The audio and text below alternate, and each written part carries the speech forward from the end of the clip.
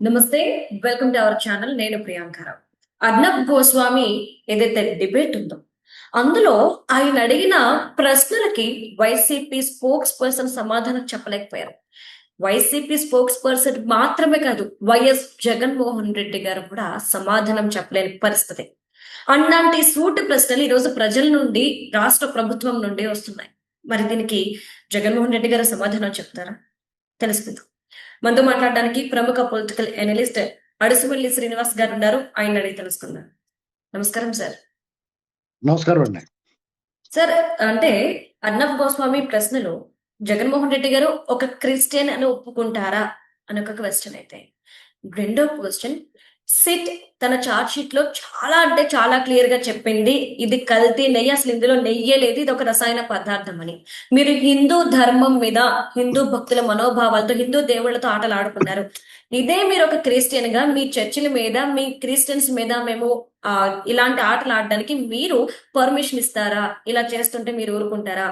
జగన్మోహన్ రెడ్డి గారు మీరు ఏం చేస్తున్నారు ఇదంతా జరుగుతుంటుంటే అని ప్రశ్నించారు సార్. నిజంగా ఇంత పెద్ద కుంభకోణం జరుగుతుంటుంటే జగన్మోహన్ రెడ్డి గారు సీఎం సీట్ లో ఉండి ఏం చేస్తున్నారు? దీనికి సమాధానం ఎవరు చెప్తారు? జగన్మోహన్ రెడ్డి సెంట్రలైజ్డ్ క్రైమ్ చేశారండి. సెంట్రలైజ్డ్ కరప్షన్ చేశారు. అతనికి తెలియకుండా చీమ చిటుక్కుమనత. సుబ్బారెడ్డి అయినా, కరుణాకర్ రెడ్డి అయినా, చెవిరెడ్డి భాస్కర్ రెడ్డి అయినా, ఇతని తర్వాత ఆయా అవినీతి, అక్రమాలు, అపచారాలు చేయడంలో భాగస్వాములుగా ఉన్నారు వాళ్ళు, అతని ఆదేశాల మేరకు. సరే, ఒక అపచారం జరిగింది, దేవస్థానాన్ని అప్రతిష్ట పాలు చేశారు, లడ్డు ప్రసాదాన్ని కలుషితం చేశారు, ప్రమాదకర రసాయనాలను వాడారు.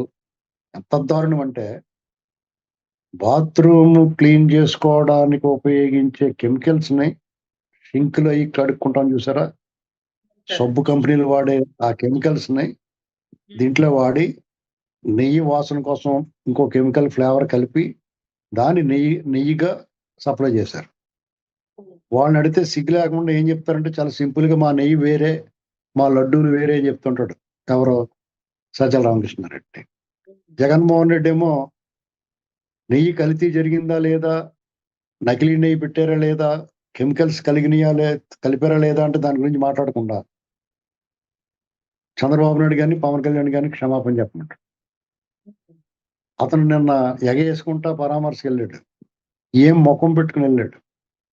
అసలు ఏం జరిగింది అక్కడ? కల్తీ నిజం మహాపాపం చేశారన్న ఫ్లెక్సీ పెడితే ప్రజాస్వామ్యతంగా, మామూలుగా అయితే వీళ్ళ మీద పడి దాడులు చేయాలి, చాలా సమయం పాటిస్తారు. ప్రభుత్వం లా అండ్ ఆర్డర్ కాపాడుతుంది కాబట్టి ప్రభుత్వ పోలీసుల రక్షణలో ఉన్నారు వీళ్ళు. వీళ్ళ పట్ల చాలా జాగ్రత్తగా ఉంది ప్రభుత్వం, కాపాడుతూ ఉంది వాళ్ళని. వాళ్ళు కూడా ప్రజాస్వామ్యతంగా ఇంకో ఫ్లెక్సీ పెట్టుకోవచ్చు కావాలంటే, వాళ్ళ వాదన వినిపించుకుంటా. ప్రజలు నమ్ముతారు, లేకపోతే లేదు. ఆ ఫ్లెక్సీలు చంపడం ఏంటి? చంపడానికి వెళ్ళిన అడ్డుకుంటే వాళ్ళ మీద భూత పురాణం లంకించుకున్నాడు. అంటే మీరు నోటికి వచ్చినట్టు మాట్లాడితే నోరు మూసి కూరుకుంటారా? ఎన్నాళ్ళు భరిస్తారో, సహిస్తారో? వాళ్ళ సహనానికి హద్దులు చెరిపేశారు. మీరు వచ్చి నిలబడ్డారు మీ ఇంటి ముందు. ఆ ఇద్దరు కూడా, జోగి రాంబాబు అరెస్ట్ అయ్యాడు, జోగి రమేష్ ఇవాళ రేపు అరెస్ట్ అవుతాడు. దానికి మళ్ళీ పరామర్శల పేరిట బయలుదేరాడు. జోగి రమేష్ ఇంటికి వెళ్తే ఇంకో ఇద్దరిని చంపాడు. వాళ్ళ ఇంటికి కనీసం పరామర్శకు వెళ్ళావు నువ్వు? వాళ్ళని అసలు వాళ్ళు ఏమయ్యారో, వాళ్ళ పరిస్థితి ఏంటో కనుక్కున్నారా? అదే సమయంలో రోజా గారు, జోగి రమేష్ ఇద్దరు మాట్లాడుకుంటా ఒక వీడియో లీక్ అయింది. అది కరెక్ట్ కాదు. వాళ్ళు మాట్లాడుకున్నదే జగన్మోహన్ రెడ్డి ప్రెస్ మీట్ అయ్యే లోపల ప్రపంచం అంతా చుట్టేసింది. దీని మీద నేషనల్ ఛానల్ రిపబ్లిక్ లోను, ఎన్డీటీవీలోను, ఇంకా అనేక ఛానల్స్, జాతీయ మీడియాలో దీని మీద ఓరెత్తిపోయింది 2 రోజులుగా. సార్, అంటే నేషనల్ వైడ్ ఒకటే మాట వినబడుతుంది సార్, ఇది డబ్బు కోసం చేసింది కాదు. డబ్బు కోసం అయితే రాష్ట్రంలో ఎన్నో కుట్రలు, అక్రమాలు చేశారు కదా. అయితే ఇది డబ్బు కోసం కాదు, హిందూ ధర్మ మనోభావాన్ని, హిందూ ధర్మాన్ని మీద దెబ్బ కొట్టడం కోసం చేసింది అని చెప్పేసి కూడా నేషనల్ టీవీస్ లో ఒక చర్చ నడుస్తుంది. యాక్సెప్ట్ చేస్తారా సార్ దీన్ని? విశ్వాసాలు దెబ్బతీయటంగా ప్రయత్నం అండి. అది ప్రజల మనోభావాలు గాయపరిచి దేవుడి మీద ఉండే విశ్వాసాన్ని దెబ్బతీయటం మీద చేసిన ప్రయత్నంగా నేను అనుకుంటున్నాను.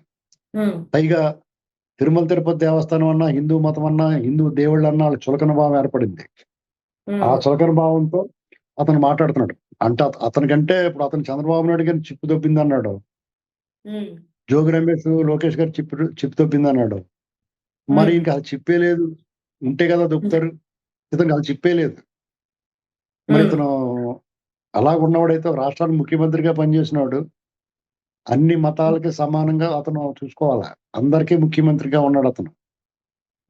అటువంటప్పుడు ఆ దేవస్థానం ప్రతిష్ఠ దిగజార్చడానికి, ఆ సంపద కొల్లగొట్టేయడానికి ఏ మన పరాయి పాలకులు ఎవడు కూడా ట్రై చేయలేదు.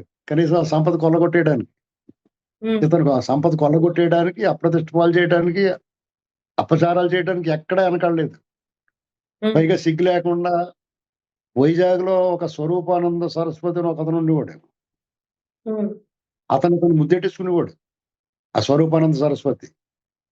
నాకేమనిపించేదంటే ఇదేట్రా అతను ఇలా ముద్దెట్టుకుంటాడు, పోన్లే ప్రేమొచ్చిందేమో అని ఇతన్ని హిందువుగా ఉంటున్న గంగలో మొలకేయించి, పూజలే చేయించి పచ్చి మోసం చేయడానికి ప్రయత్నం చేసాడు.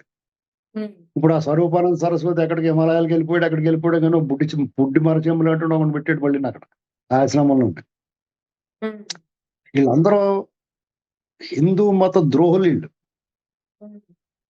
నీ మతాన్ని నువ్వు ఆచరించుకో. బ్రహ్మాండంగా చేసుకో. నిన్నెవడు వద్దంట. మే మాలాటోళ్ళందరూ కూడా మేము కూడా ఆదరిస్తాం. ఆ మతాచారాలను గౌరవిస్తాం. వాళ్ళతో స్నేహంగా ఉంటాం. ఆ కార్యక్రమాలకు మేము హాజరవుతాం. నీకేం రోగం? కనీసం పట్టు వస్త్రాలు సమర్పించి అదొక సాంప్రదాయం అంటే మొండమోపులో ఒకడు వెళ్తావు నువ్వు. లేదా ఇంకో మంత్రికి అప్పచెప్పొచ్చు. భక్తి ఉన్నవాడికి, విశ్వాసం ఉన్నవాడికి. నువ్వే తయారైపోతావు తెయ్యమంటాను. అక్కడికెళ్ళిపోయి జగన్ రక్షక, జగన్న ఇలాంటి పాటలు పాడించుకుంటావు. దానికే పనిష్మెంట్ 151 నుంచి 11కి వచ్చాడు. ఇప్పుడు ఇది బయటపడింది కదా! మొత్తానికి మటాష్. ఈ 11 కూడా రావు వీళ్ళకి. అసలు రాజకీయ ముఖచిత్రం మీద ఇతను ఉండడు. జైల్లో ఉంటాడు ఎలక్షన్ టైంకి. అనర్హత సాధిస్తాడు. జైల్లో పోటీ చేసే అర్హత ఉండదు ఇతనికి. ఇతను సమర్థించే మాజీ అధికారులు గాని, ఎవరైనా హిందూ మత ద్రోహులు గాని, హిందూ మతం అని పేరు చెప్పుకుంటా, హిందూ ప్రచారం చేసుకుంటా ఉండి ముసుగులో ఉన్న జగన్ ప్రేమికులు ఎవరన్నా ఉన్నా సరే ఆళ్ళు కూడా మటాష్ అయిపోతారు. అందులో అనుమానం లేదు. ఎందుకంటే ఆ దేవదేవుడి మహిమ మామూలు మహిమ కాదు. ఇది నేను ఎవరినో భయపెట్టడానికి కాదు. అది నిరూపిత సత్యం. ఎందుకంటే అక్కడ మీరు చేసింది ఉట్టి పుణ్యాన్ని నీకు అవసరం లేకుండా ఒక ద్రోహం చేసావు నువ్వు. ఎక్కడ కోట్లాది మంది విశ్వాసాలు దెబ్బతీయడానికి ప్రయత్నం చేసావు. మనోభావాలు గాయపరిచావు. అది ఆ కర్మ నిన్ను అంత తేలికే విడిచిపెట్టదని నేను చెప్పదలుచుకున్నాను. దేవుడు వచ్చేలాగని దెబ్బకొట్టేయడు. కానీ ఆ విశ్వాసం, ఆ మనోభావాలు గాయపరిచేసి వాళ్ళ ఆక్రోశం, వాళ్ళ ఉక్రోషం, రోషంతో రగిలిపోయి వాళ్ళ ఆవేశం నేను దహించి వేస్తది. అందులో అనుమానమే లేదు. సిగ్గు లేకుండా సమర్థించుకుంటారు. అర్ణబ్ గోస్వామి నిలువున సీరి అడ్డంగా కోసి ఉప్పు కారం అంటించేసాడు. గొడ్లోడు తీసి నిలబెట్టేశాడు. మీద పడి కొరుక్కు తినేసాడు. ఒక రకంగా చెప్పాలంటే అతను గాని ఓ డిబేట్ లో అతను తిరునగరి జ్యోత్స్న గారు అవును సార్. ఉక్కిరి బిక్కిరి చేశారు. ఆడు అడిగిన సమాధానం ఎస్ ఆర్ నో అంటే నోరు పెగలలేదు ఎవరికన్నా. అవును సార్. ఇక్కడికి వచ్చి జంతు కొవ్వు లేదు, ఆ కొవ్వు లేదు. నీకు ఎవడు చెప్పాడు రా?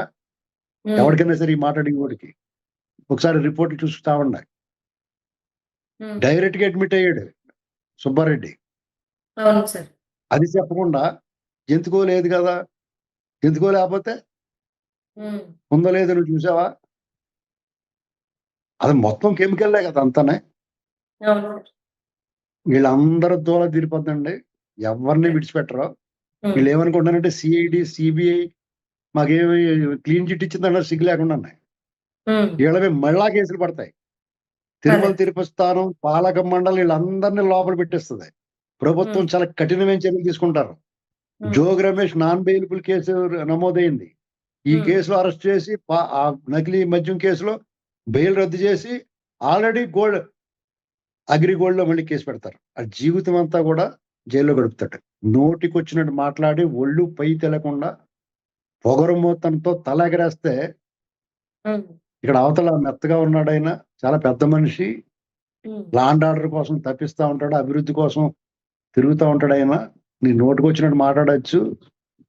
రోజా వచ్చి ఆ పశ్చిమ ఎమ్మెల్యేని భూమికి జారిన ఉంటుంది. నువ్వు చాలా బారుగా 6 అడుగులు ఉన్నావా? మీ జగన్మోహన్ రెడ్డి ఎంత ఉన్నాడు? వాళ్ళ ఇంట్లో వాళ్ళు ఎంత ఉన్నారు? మరి తప్పు కదా బాడీ అవును. లాంగ్వేజ్, బాడీ షేమింగ్ చేయడం. అవును. ఆవిడ మళ్ళీ మాట్లాడి చూద్దాం అంటేనే పడిపోయింది. మీరు అందరికి తడిపేసుకున్నారు. ఉమ్, అందుకనే రాజకీయాల్లో ఉన్నారు వీళ్ళు. మంచి ఉమ్, పదవులు, మంత్రి పదవులు, ముఖ్యమంత్రి పదవులు, ఎమ్మెల్యేలు, ఎంపీలుగా పనిచేశారు. ఉమ్, ఒళ్ళు దగ్గర పెట్టుకుని మాట్లాడాలి. రైట్. రోజులు ఇది వరకు అట్లా లేవు. ఉమ్, ప్రజలంతా చూస్తూ ఊరుకోరు. నువ్వు కులం ఉమ్, మీద దాడి చేసావు, ప్రాంతం మీద దాడి చేసావు, ఉమ్, ఇంట్లో మహిళల మీద దాడి చేసావు, ఆఖరికి వాళ్ళు నమ్ముకున్న విశ్వాసం దేవుడి మీద దాడి చేస్తే, మత ఉమ్, విశ్వాసాల మీద వాళ్ళ మనోభావాలు గాయపరిస్తే ఊరుకుంటారా? ఉమ్, తుడిచేస్తారు. నిన్ను తరివేశారు, నీ పార్టీని రేపు తుడిచేస్తారు. గుర్తుపెట్టుకోవాలి. Right. Right. Thank you so much sir.